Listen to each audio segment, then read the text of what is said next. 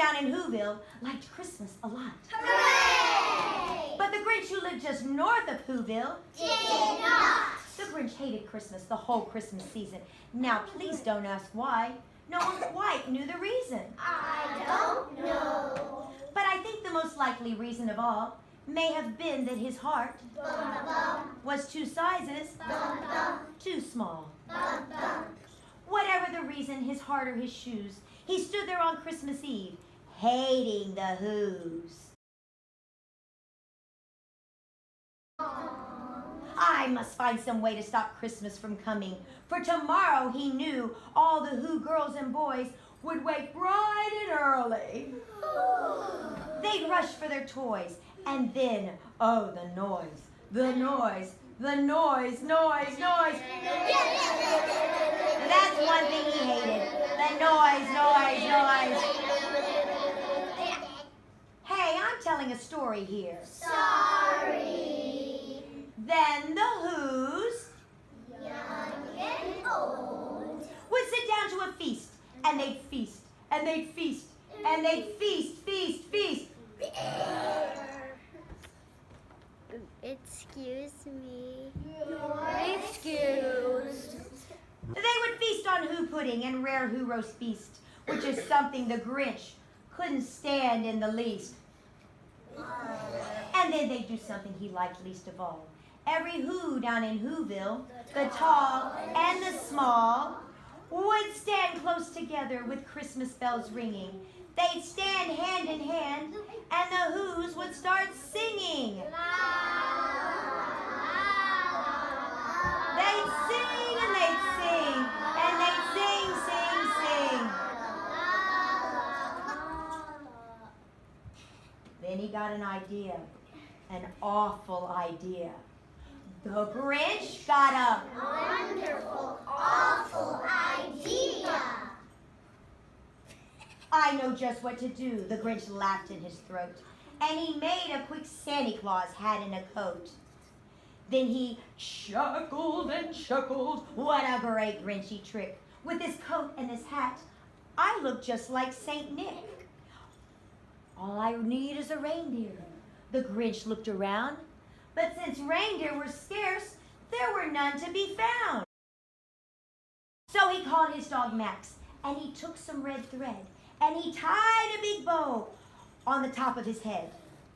Then he loaded some bags and some old empty sacks on a ramble-shack sleigh, and he hitched up old Max.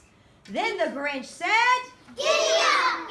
And the sleigh started down toward the homes where the Whos lay a snooze in their town.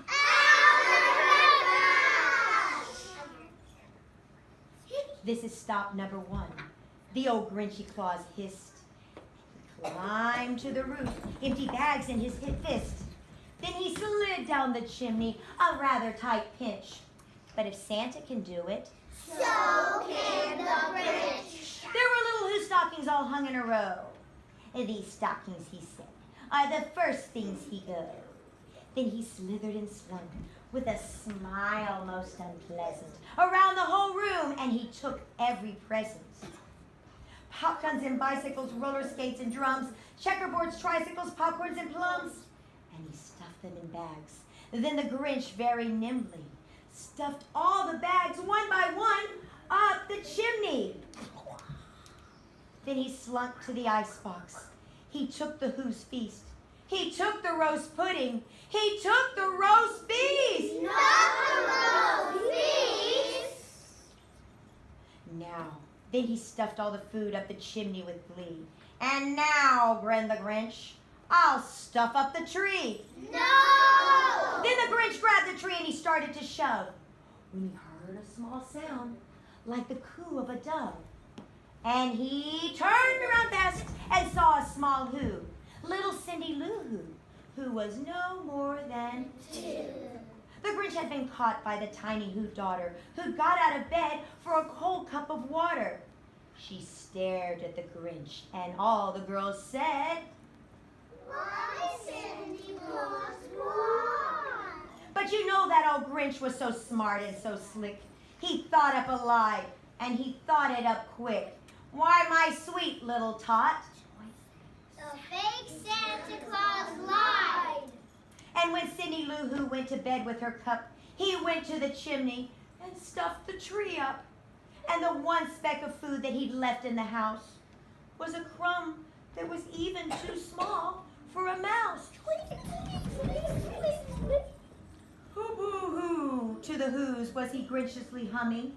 They find out now that no Christmas is coming. They're just waking up. I know just what they'll do.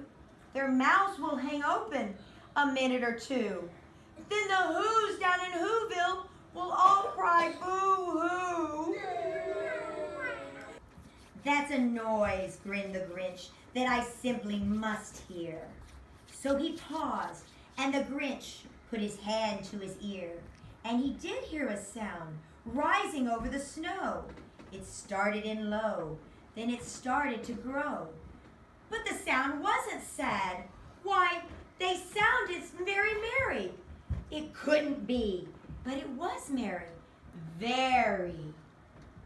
He stared down at Whoville. The Grinch popped his eyes. Then he shook. What he saw was a shocking surprise.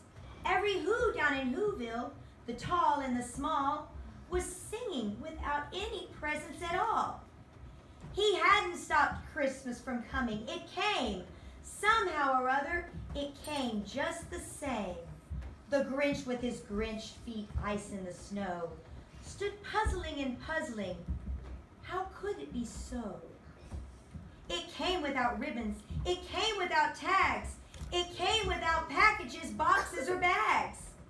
And he puzzled 3 hours till his puzzler was sore. Then the Grinch thought of something he hadn't before. Maybe Christmas, he thought, doesn't come from a store. Maybe Christmas, perhaps, means a little bit more. And what happened then? In Whoville, they say, that the Grinch's small heart grew 3 sizes that day. And the minute his heart didn't feel quite so tight, he whizzed with his load through the bright morning light. And he brought back the toys and the food for the feast. And he himself, the Grinch,